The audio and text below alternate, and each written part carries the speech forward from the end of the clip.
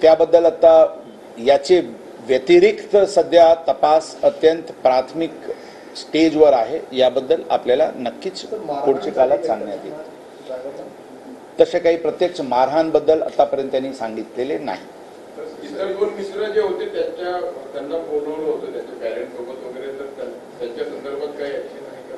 जे गाडीमध्ये इतर दोघे बसलेले होते त्यांची नाही, त्यांचे जबाब प्रथम दिवशी झाला होता. आता ते आमच्यासाठी विटनेस आहे. सध्या त्यांना बोलवण्यात आलेली नाही, परंतु आमची तपास पथक त्यांच्याशी संपर्कात आहे. वेळोवेळी त्यांचे ते जुवेनाईल असल्यामुळे त्यांना बोलवता येत नाही, परंतु त्यांचे घरी जाऊन त्यांच्याकडून विचारपूसची कारवाई वगैरे सुरू आहे.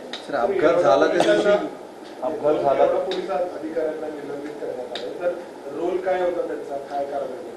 ओव्हरऑल जे मी काल सांगितले होते, बेसिकली जे सुरुवातीला वरिष्ठ अधिकारी यांना कळवणे, तात्काळ त्यावेळी घटनास्थळवरूनच त्यांना पोलीस स्टेशनला न आणता हॉस्पिटलला घेऊन जाणे, अशा प्रकारची जी सुरुवातीला जे दुर्लक्ष झालेली आहे आणि ओव्हरऑल जे त्यांचे पूर्ण कंडक्ट होता ते योग्य नसल्यामुळे त्यांना निलंबितची कारवाई करण्यात आलेली आहे. प्राथमिक चौकशी आदेशित आहे. अल्पवयीन आरोपीला घटनास्थळावरून हॉस्पिटलला न नेण्यासाठी किंवा पोलीस ठाण्यामध्ये नेऊन एवढा वेळ वाया घालवण्यासाठी त्यांना कशा प्रकारचं आमिष देण्यात आलेलं होतं का, किंवा काही पैशाचं बक्षीस वगैरे देऊ असं आरोपींच्या कुटुंबाने सांगितलेलं होतं का, म्हणून हे त्यांनी जाणून बुजून केलं? पोलिसांनी नाही, आम्ही त्याचबद्दल आपल्याला वारंवार सांगत आहे की अशा प्रकारचे कोणताही गोष्टी आमच्या समोर आलेली नाही, परंतु एंड रिझल्ट आपण जर बघितले तर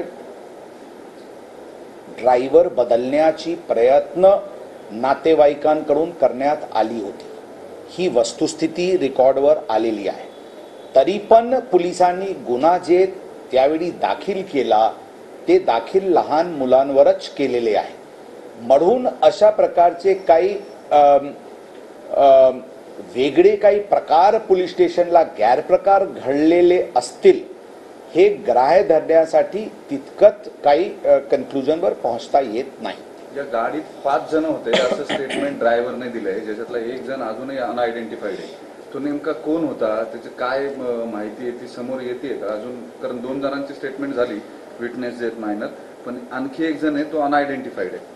बरोबर है, ते सर्व दिशेनी आता तपासला गती आलेली आहे. सुरुवातीला वेगवेगळे कारणात कोर्टचे विषय आणि इत्यादी अनुषंगाने तपास जे होता ते आता गती पकडलेली आहे आणि सर्व दिशेने या प्रकरणाची तपास सुरू आहे. गाडीमध्ये तो अल्पवयीन मुलगा सोबत कार ड्रायव्हर आणि पाठीमागे किती 3 मुलं होती का 2 होती? यामध्ये सीसीटीव्ही फुटेजेस वरून स्पष्ट दिसत नाही. सुरुवातीला 2 होते, नंतर एका दुसऱ्या ठिकाणावरून 3 होते की 4 होते, एक्झॅक्टली त्याबद्दल आता निष्कर्षवर पोहोचण्यात आलेली नाही.